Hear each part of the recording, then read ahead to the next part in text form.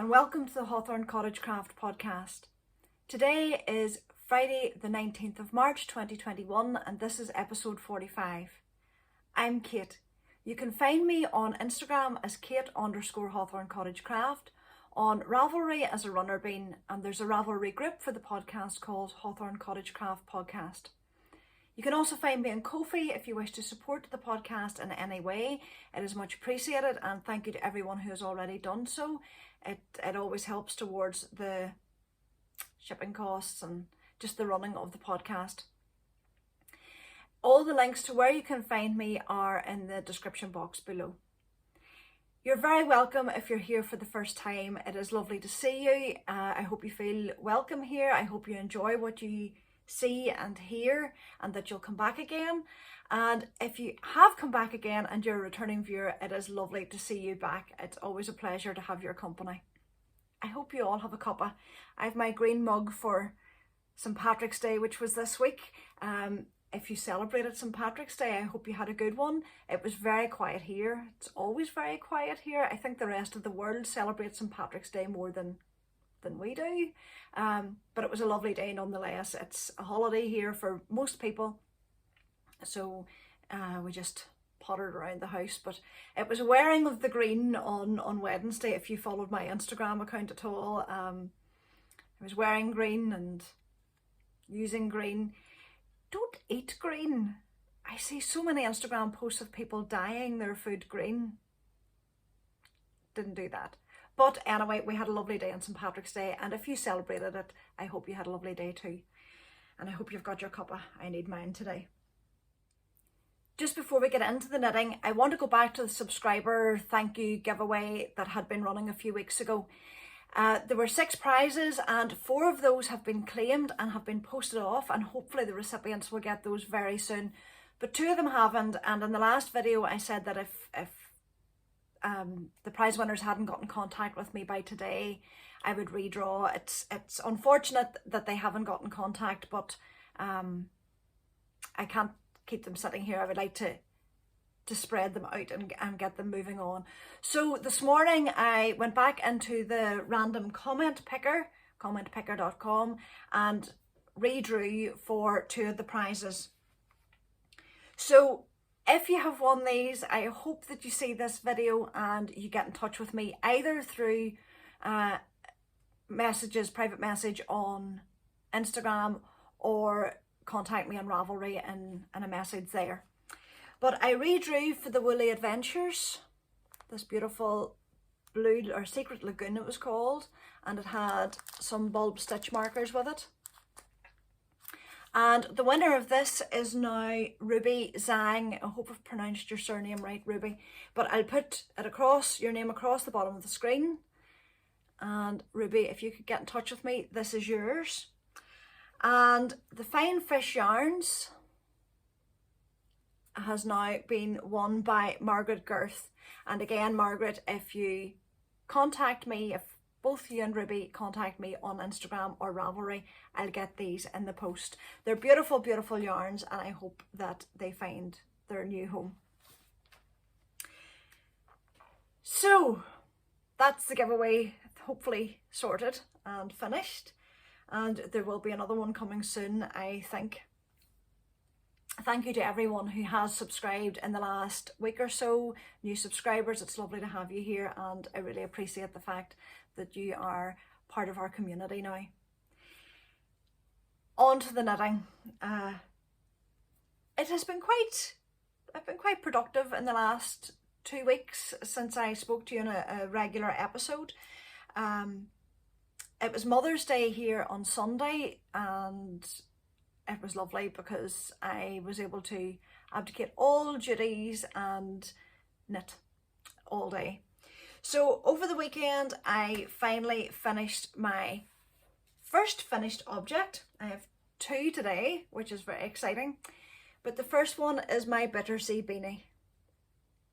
And this is a pattern by Jeanette Budge, who is based on the Shetland Islands.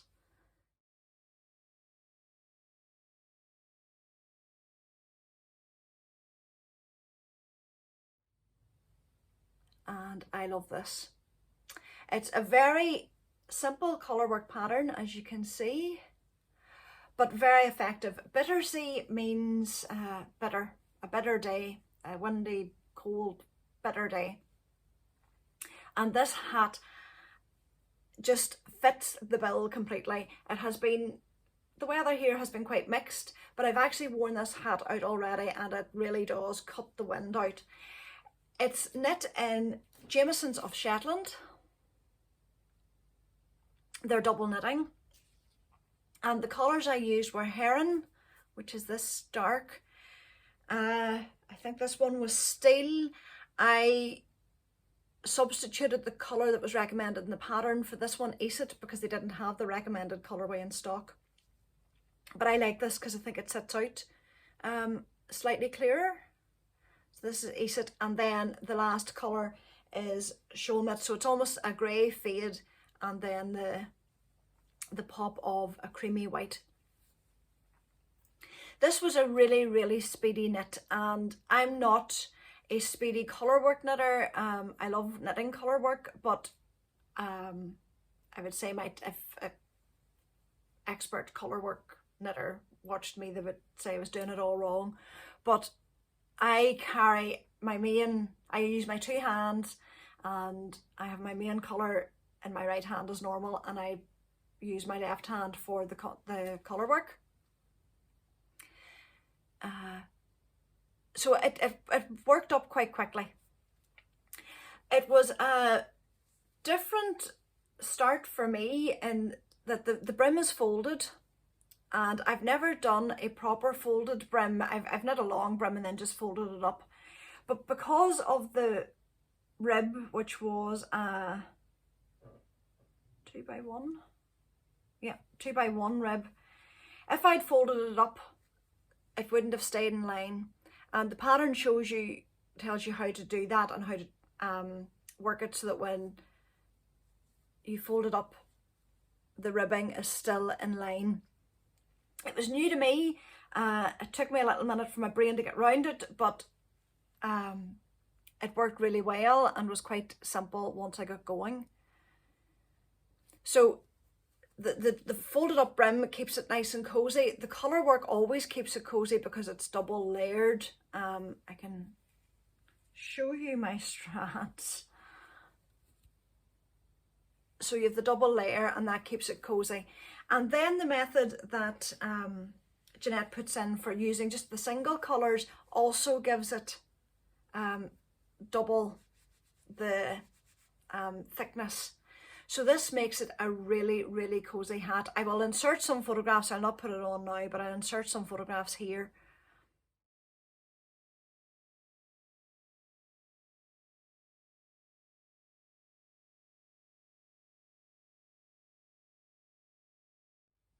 Of what it was like on. It was, as I said, it was a really, really enjoyable knit. The pattern is a one size beanie, and it was knit on a 3.5mm needle. Now, I think I've quite a big noggin, so although it fits, I think I would probably go up a needle size if I was to knit it again, because it is quite tight. And I know I want a snug fit on the beanie, but it could do with being slightly looser, and that's just because I think in colour work I knit quite tightly. So I probably would go up a needle size, just for a slight bit of more comfort when it's on. But it's a lovely, lovely colour work pattern, and if you're new to colour work, I think it's a good introduction to it. You don't have to hold your floats, carry your floats particularly far, which makes it that bit simple. I think the longest one, I just tucked it in behind the neck stitch, kind of about halfway across to carry the floats. But most of them are just, you can go from stitch to stitch, as you can see. So there are no big long floats in it. And it's just a really nice, simple colourwork knit. So I'm really, really thrilled with that. It is I'll put the link to the pattern below in the description box. It's the Bittersea Beanie by Jeanette Budge. And even on a day like today where it's lovely and bright, there's quite a chill wind, and it's lovely to wear. out and about. So that is my first finished object. The second finished object I'm wearing. I am so thrilled to have this finished. This is the Imogen tee, and I've been knitting it as part of the Knitting the Books KAL that we're hosting here on the podcast. That has 2 weeks left, but I'll talk about that in a little second. But I got this pattern from this book. This was my book that I was knitting from, Matter Anthology 1, a collection of patterns by Carrie Bostick Hogue. And I am thrilled with the finished object. I'll let you see it. I'm going to have to stand up so that you can see it. And I'll stand way back here. I love the length of it. And I absolutely love the lace. I was concerned, as you know, about knitting the lace. It's not my comfort zone, and I inserted lifelines all the way up. And stand up again so that you can see the lace. Again, I'll insert some photographs.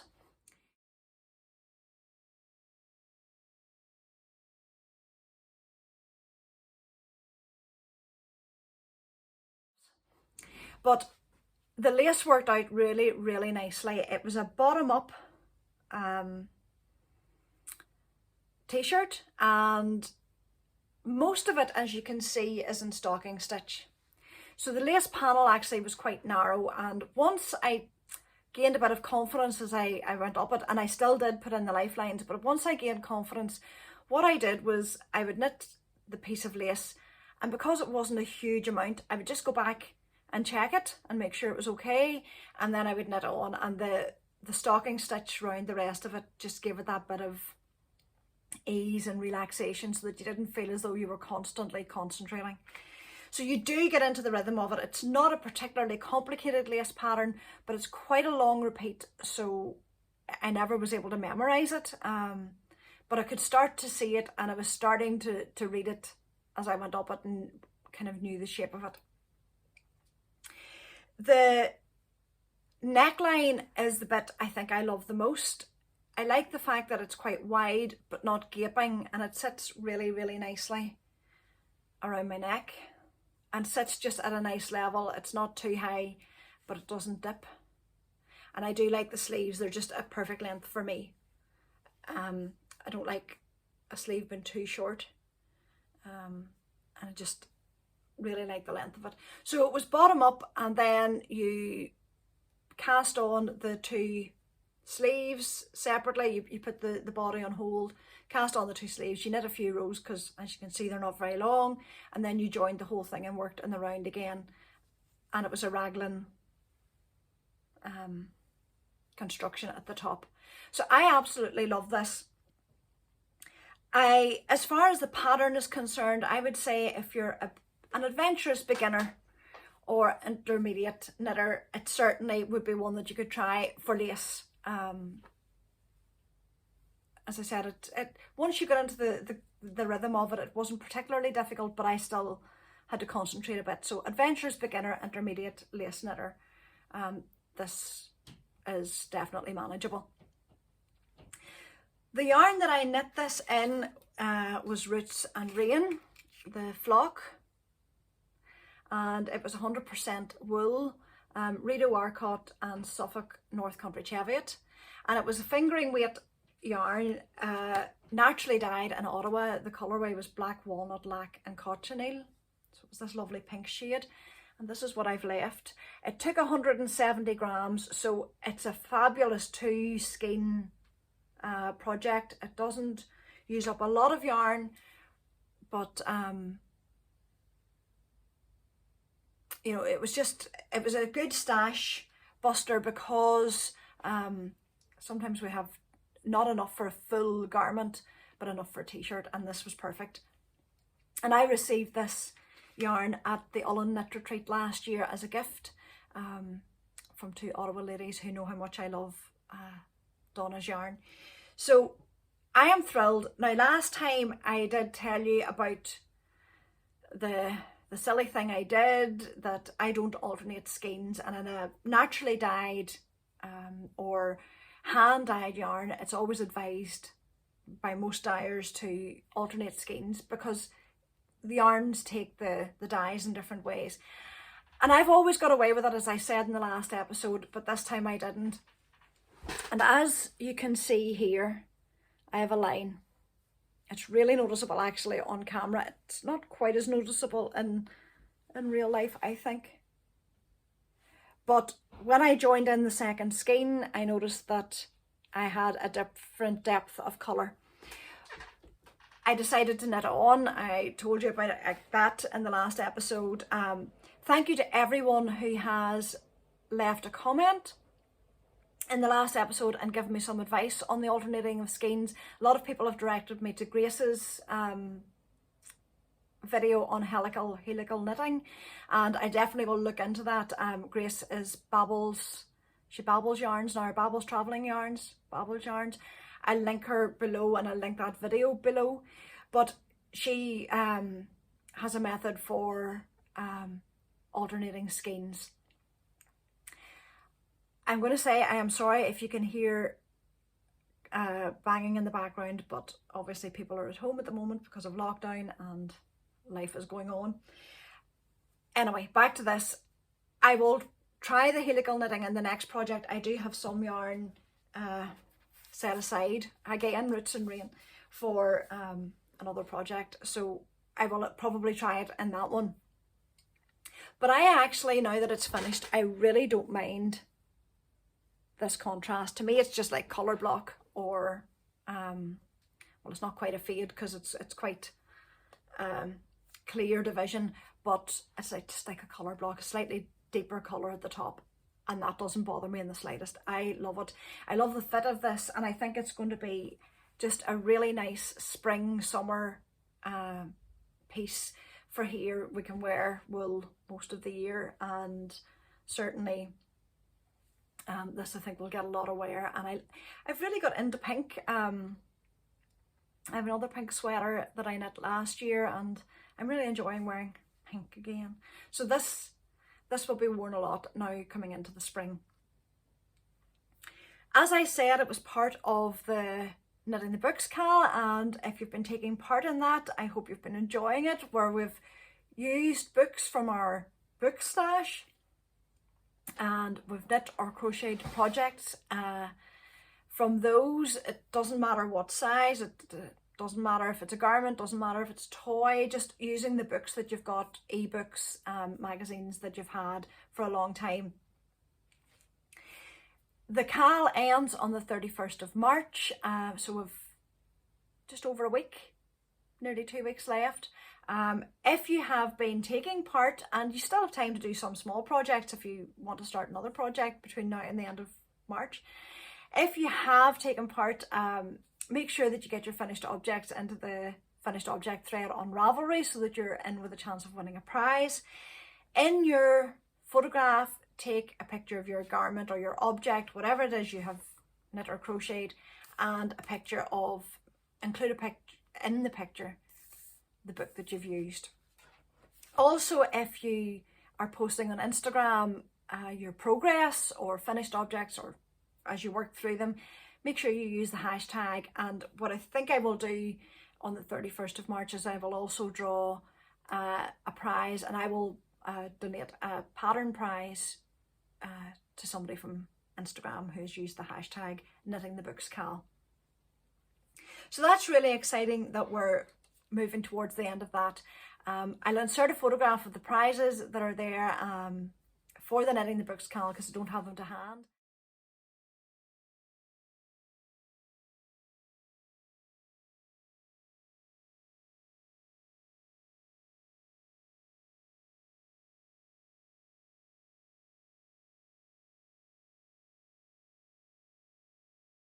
And I will draw for the prize. I will close the thread on the 31st of March.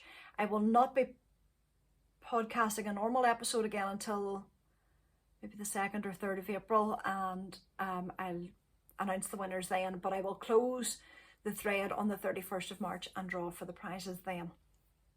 So make sure you're in. I don't want you to miss out if you've been putting so much work into it.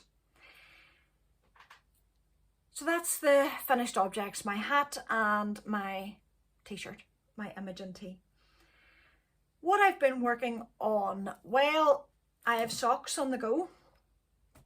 Obviously, as I said, Wednesday was St. Patrick's Day, and I have a pair of St. Patrick's Day socks. I didn't get to wear them because they're not finished. I would have had to hop. I have one done, and I'll just grab the sock blocker and put it on as I'm talking to you. I am knitting my March Lucky Dip KAL, the other knit along that is running in the group, and it is where we have up to 12 little bags of yarn from our stash, the single skeins, any weight. It can be double knit, it can be fingering weight, as long as there's no more than 100 grams in each little bag, and you draw each month as a lucky dip, and whatever you draw is what you knit with or crochet with that month. This is my March dip, and I have the first one done. Very appropriate for this time of year. The yarn that I used is Arctic Crafts by Bente, and she is on Etsy, and I bought this before Christmas, I think. It's her titanium sock. The colourway is Grab Your Drink. It's 75% superwash merino and nylon, and it came with this as the main colour, and it came with this as the contrast. So as I said, this is the first one. It's a 2x2 rib. I did 15 or 16 rows here, and I said in the last episode that I didn't want to knit a plain vanilla sock. I wanted to knit something with a wee bit more interest, but that was still quite mindless. And I just started to knit, and the pattern I did was a split rib, basically, with a couple of plain rows in between each piece of rib. And this is what it has come out like. And what I had done was, it's quite hard to see with the yarn colour, but it just gives a little bit of texture. What I had done was I had initially put the recipe that I used in my Ravelry notes, but I was aware that it was quite similar, I thought, to some other patterns out there, and if anybody had known what they were to let me know. I had a few. I think a lot of people think it's very like the crunkled, I think it's crunkled sock by K.F. Jones, which I haven't actually seen. But what I have done is that I have linked the pattern for the crunkled sock in the description box below, because I don't want to put up a pattern in my Ravelry group that is the same as a paid for pattern that somebody else has. So the link to the crunkled pattern by K.F. Jones is in the description box below. Somebody said it was also, they thought it was the same as the blueberry waffle. Now, I did the blueberry waffle socks by Sandy Turner a few years ago, and when I look back, it is really similar, only mine is offset. The split rib is offset. So where I do a knit 2, purl 2, then the next time I do it, I do purl 2, knit 2, and hers is just, it's a free pattern, so it's just the rib is split by single rows, and it's the same the whole way down. It's not offset. But again, I have linked that one below just in case you want to go and have a look at it. So they're very, very similar patterns, either of those, I think, to this one. So it was the kind of split rib the whole way down. I did a normal heel flap and gusset that I normally would do. I kept the sole plain, the top of the sock with the pattern, and then my rounded toe. So I'm really, really pleased with this. I have started the second sock. If I'd worn this on St. Patrick's Day, I would have had to hop. But I'm working down. I did them slightly shorter than normal because I thought coming into spring I don't want a big long sock. and they're very spring-like colours. So I've worked that amount of the second sock. It's a 2.5mm needle, US 1.5 as per usual. I got a new sock blocker. This one is probably not going to be the one I would dry socks on because it's wood, but I wanted to show you it because it is fabulous, and I will link it in the description box. This is by Yarnworks, and I bought this because I wanted to knit more toe-up socks, but I never know where to start the heel on a toe-up sock.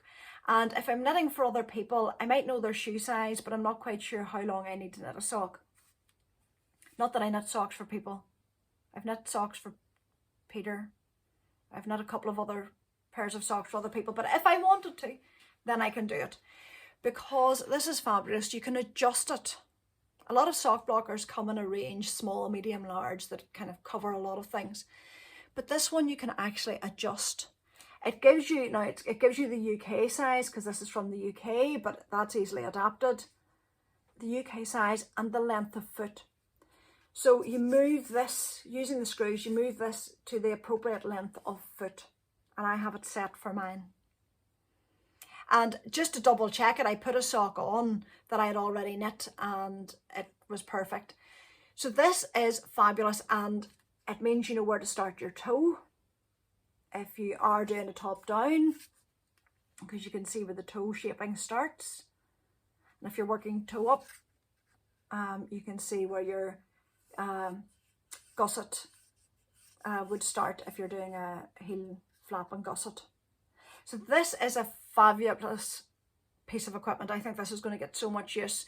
It has the ruler at the side, and it also has a needle gauge, and I just think this is brilliant. So this is going to get a lot of use, and it already has actually, just even in these, even though I kind of now know my stitch or row count for my own socks. Every yarn's slightly different in fingering weight. You can have a plumper yarn, a finer yarn, and it just is good to double check. This is quite a plump yarn. It's very, very soft. I did want to tell you about that. The twist in it, if you can see it. There we go. It has a lovely, lovely twist. It makes it very soft to work with. It's one of those wools that just slips through your fingers, and it's just really, really nice to work with. So that is my Lucky Dip for March. I should have them finished before the end of the month, ready to draw for April. At the end of March, we will have finished the first quarter of the Lucky Dip KAL. It runs from now on, well, it has run from the 1st of January until the 31st of December, and we'll be drawing for the first quarter prize on the 31st of March. So if you have been working on your 3 or 2 or 1 entry for that, make sure that you've got it in the finished objects thread over on Ravelry, so that I can draw for that, and then we can reset for the next quarter. I will be drawing a prize, as I've said before. Each quarter there will be a prize in this knit along, and then on the 31st of December there'll be a prize for the final quarter, plus an overall prize that will be drawn from the entire year as well. So make sure you're getting your entries in there. If you want any more details about that knit along, kind of in more detail, I'll link to the video where I introduced the knit along, so that you can see. If you're wanting to jump in now, you can jump in at any time during the year. So that was one work in progress, and I have one other that I cast on over the last 2 weeks, and I love this. This is a pattern by Albina McLaughlin, who is LBHandknits, and I will post a picture of the pattern here. It is the GAN Vest.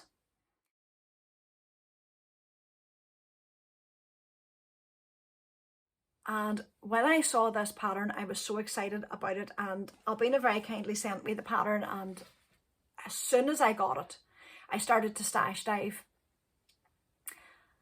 But I didn't have any yarn that was suitable. I had some yarn that was suitable, but I had slightly too much of it and I didn't want to split a sweater quantity for it. That was my reasoning, and I think it was very good reasoning. I cast this on almost, well, as soon as I bought the yarn. I bought yarn and I got it from This Is Knit in Dublin. They posted it to me and it came here really, really quickly. It's yarn that I have used before. It's in my Sandy by the Lakeside bag, by the way, because it matches. I am using Nua, which is by Stolen Stitches, who is Karen Feller, and this is her worsted weight. And I have used it before, but I used the sport weight to knit the Brooklyn shawl, and I'll insert a photograph of that. It's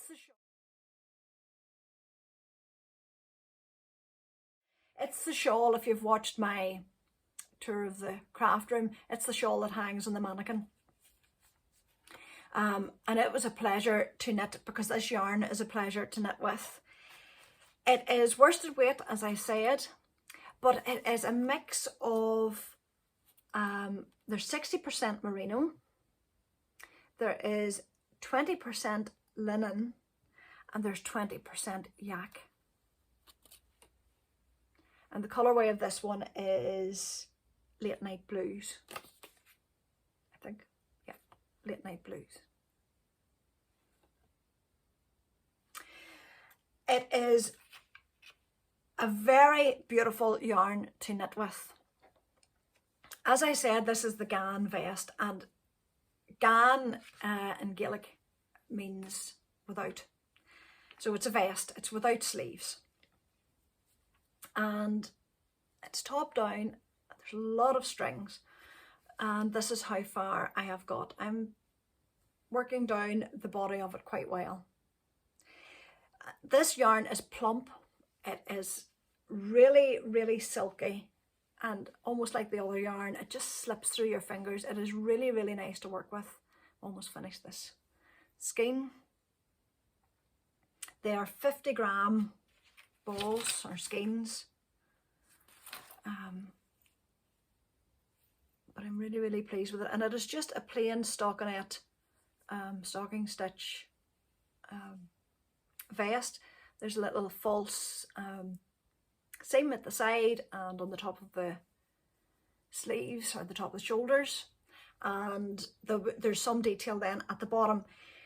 One of the things that I have liked about this is the variety that is in the pattern. When you look at the blurb for the pattern, Albina says that without, for her meant it was a trend neutral vest, and for me what it means is without limits. In the pattern, she gives so many adaptations at the back, how you can adapt this pattern to suit you. So you can suit it to your aesthetic preference, because there's a different rib at the bottom. And you can suit it to different body proportions, whatever suits your body proportions and whatever way you want it to be. So for me, it's without limits, this pattern. And I really, really like that you can follow the pattern but make it your own, so that no two will be exactly the same. It's knit in a 4.5mm needle, which is a US 7. So it's knitting up really, really quickly, which is what I wanted after knitting something in fingering weight, which for me feels a lot slower. So I really like this kind of denim blue. One of the things that I found interesting about this is that it uses the provisional cast on, and I have never successfully knit using a provisional cast on before, so it'll be really interesting when I get to the point where I have to lift these stitches again and use them. A provisional cast on is put there, you cast on. I used the crochet method, and I link the tutorial that I used in the description box. But then that means you can go back and lift those stitches and make them live again, and for this it'll be knitting the ribbing around the neckline. And there's a little bit at the underarm. So I'll be interested to see how well I can do that, or if it will be successful. I'm fingers crossed it'll be successful this time. But I like the challenge of something a wee bit new to me. I know a lot of people do it all the time, but it's never been a success for me before. So we'll see how it goes this time. And I have a few more inches to do, and then it's my choice of ribbing at the bottom, bit of work on the sleeves. I would go over and look at it. It is a beautiful, beautiful pattern, and it's a lovely speedy knit if you want something in between knits. To me, a vest's a lovely in-betweeny knit, and it'll be again lovely in the spring as a layering piece over a shirt or a long sleeve t-shirt. So that is what I'm working on. I kind of alluded to this yarn. It's sitting beside me ready to cake up. I want to cast on, the name of the sweater has gone. It's an Isabel Kramer pattern. I will put the name of it at the bottom. That's what I want to cast on next with this. It's not the Forager. I'll put the name at the bottom. Her sweater, and I thought this would be lovely for it. Lovely brown colour. So that is what is next on the needles. It's sitting beside me, tempting me, but I want to finish this first, and I'm going to work at this over the next few days to get it done, because I do want to wear it now too. So that is what I'm working on and what I have finished in the last 2 weeks. I hope you have enjoyed this kind of recap of the 2 weeks. If you're taking part in the KALS, don't forget to put your finished objects picture over on the thread. And if you're, again, putting them on Instagram or your progress on Instagram, use the hashtags. One other thing that I wanted to show you, actually, I almost forgot. I'm wearing them and I wanted to show you. On Mother's Day, I will take one out. On Mother's Day, I was given a gift by my family of these beautiful earrings. And these are by, it's a TG Frog. And I will link her shop on in the description box. I have wanted a set of these since I think my first Edinburgh Yarn Festival, which was in 2017. And I finally got a pair for Mother's Day. These are Dorset button earrings. So they're made from yarn. Oh, focus. Kind of focused. And they are just so pretty. So Dorset buttons are a traditional button, I'm assuming that originated in Dorset. And Tanya, who makes these, is based in Skye, and her buttons and jewellery are just beautiful, and I think she runs classes on how to make them. So I link her shop in the description box, but I just wanted to show you them. That was my Mother's Day gift, a little yarny kind of gift. Anyway, that's really all I do have for today, and I hope that over the next couple of weeks you'll enjoy your knitting, and I hope I get some progress done and maybe my vest finished for the next time. Thank you for everybody who has tuned in and watched the Coffee with Kate's. Last week's on mental health, I think, has touched a lot of people, and I'm really pleased that it has helped people and that people have felt that that has been of benefit, to know that you're not on your own, that we're all in this situation together. So thank you for your support of Coffee with Kate in the inter weeks, the middle weeks, and there hopefully will be one next week as well. That's the plan. But until I see you on this platform, this episode again, enjoy your knitting and keep safe, and I'll see you soon.